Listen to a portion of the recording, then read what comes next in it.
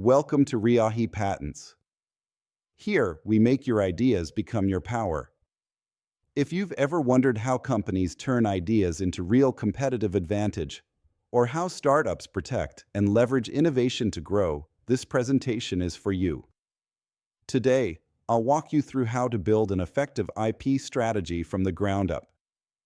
Think of it as a roadmap for how your company's ideas will be created, protected, managed, and transformed into business value.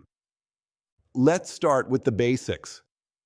An intellectual property strategy is a written plan that outlines how a company will create, protect, manage, and leverage its intangible assets to achieve its overall R&D and business objectives.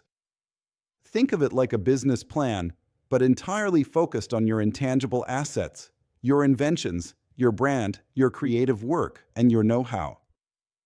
Important to notice that a strong IP strategy does two things. 1, it protects what you've created.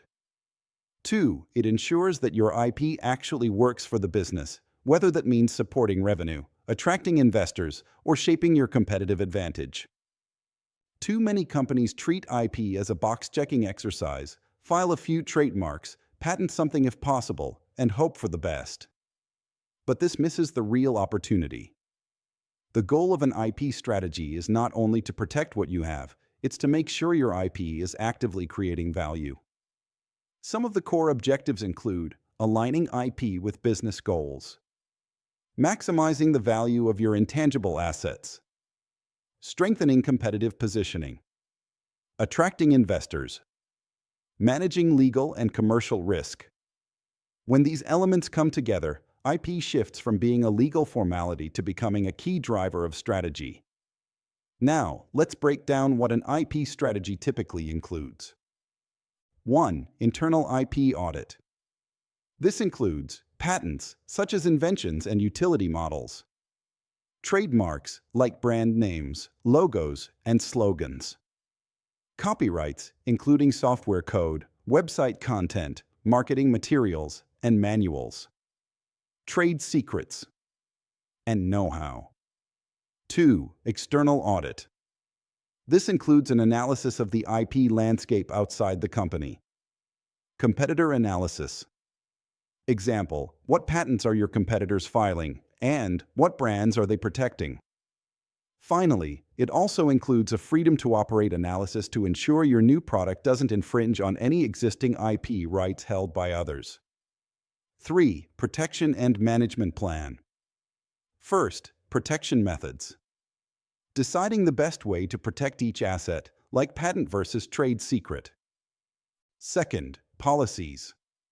Creating internal policies for employees on handling confidential information, using non-disclosure agreements, NDAs, and disclosing new inventions.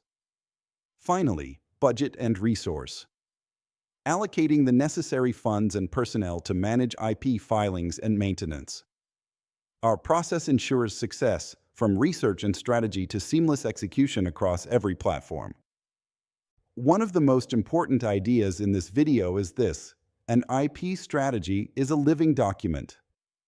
It evolves with shifts in technology, changes in the market, updated business goals, and new legal developments.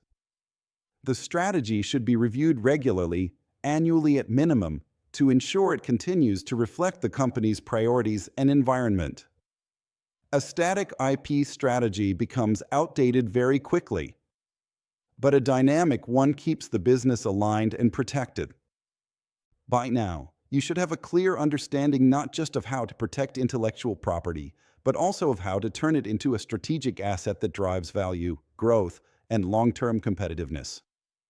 Thanks for joining me, and I look forward to diving deeper into each part of this process with you.